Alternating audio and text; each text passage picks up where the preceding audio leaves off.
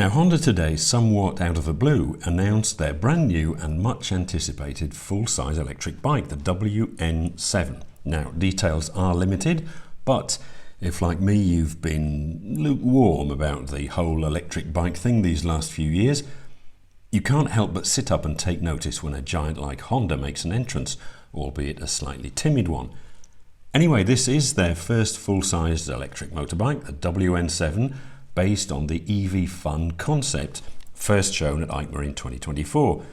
The bike carries over the slim futuristic design and delivers over 130 kilometers of range from a fixed lithium-ion battery. Charging is straightforward, 20 to 80% in about 30 minutes, with fast charging or a full charge at home in under 3 hours. Performance should be fairly sprightly thanks to a powertrain based around an 18 kilowatt water-cooled motor that delivers an output level similar to that of a 600cc internal combustion engine motorcycle. They say in the press release that they'll also be offering an A1 license compliant version, so equivalent 125cc, but that category tops out at a fairly measly 15 horsepower, which with 217 kilos to push around is going to be slow. And there's no mention at all in the press release of an A2 license version, which leads me to think that there'll just be the one full power version at 48 horsepower. So not mind-blowing power, but you will get 100 newton meters of torque, which is more or less what you get from a litre bike. They've probably gone for a relatively ordinary spec for cost reasons too. Offering blistering performance is expensive, and in reality most buyers aren't looking for that. Honda will be wanting to convert people to electric first with a good, if relatively simple, modest bike, and then maybe entice the less mainstream, more skeptical riders like me and possibly like you too, with a Plaid Plus Plus version and its 500 horsepower at a later date. The press release goes on to say that riders can expect Honda's trademark balance and stability, but with the smooth, quiet character of an EV. I don't doubt it. Features include a 5-inch TFT with road sync connectivity and full LED lighting. Well, that's what you get with every bike nowadays. And full specs due at EICMA 2025, which is in about 6 weeks.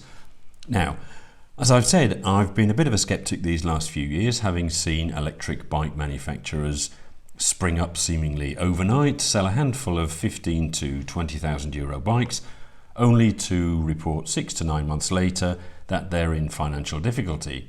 The bikes get heavy discounts, and then the whole operation slides discreetly into obscurity.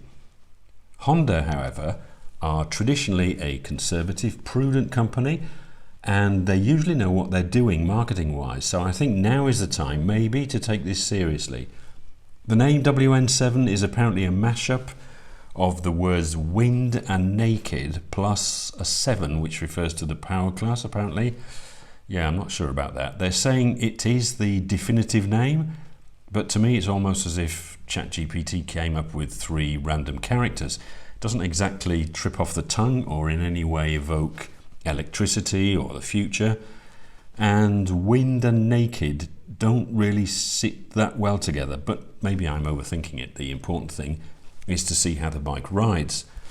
Now, I've always fancied the idea of an electric bike, more torque, less noise and instant acceleration, and I can imagine that even if this isn't a bonkers 0 to 100 in 2 seconds type of machine, it's a Honda after all, it will be very interesting to test ride.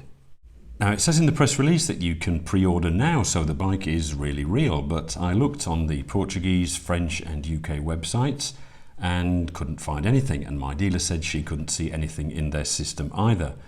Until the end of November, Honda will throw in a free tailbag, which does look disappointingly low-tech.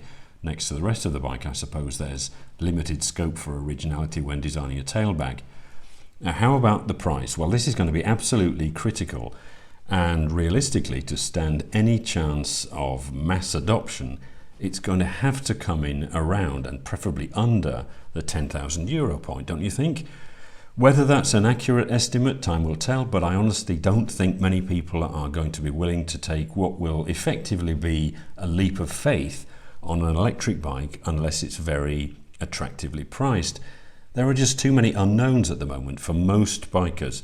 Real-world range, charging availability, cost and time, battery life expectancy, servicing costs, performance in the winter, and of course residual values.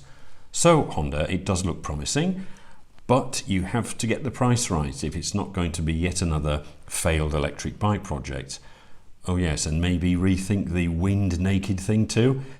Is this the sort of electric bike that you've been waiting for to take the plunge? Are you of the early adopter disposition, or does it make more sense to wait for a WN8 or WN7 2.0, or even just go with a tried and trusted petrol equivalent like Honda's excellent all-rounder, the N750X? Let me know in the comments, and as always, thanks for watching.